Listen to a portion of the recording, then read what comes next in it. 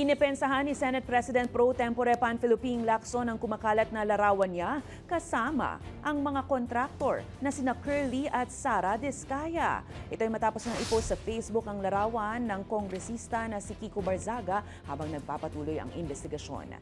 Ayon kay Lacson, unang beses niyang nakilala sila sa labas ng Blue Ribbon Hearings nang bisitahin siya ng kanilang anak at ng campaign supporter na si Fred Villaroman sa opisina niya sa Taguig noong Abril.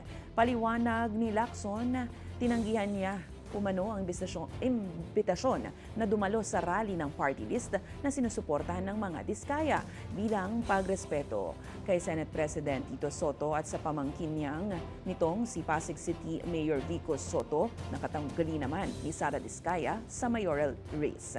Git ni Lacson, naabot lang sa halos 20 minuto ang pag-uusap nila at hindi na muling nagkita. Anya, walang koneksyon ng mga Diskaya sa mga Diskaya ang larawan at walang ibang dapat ikabahala rito.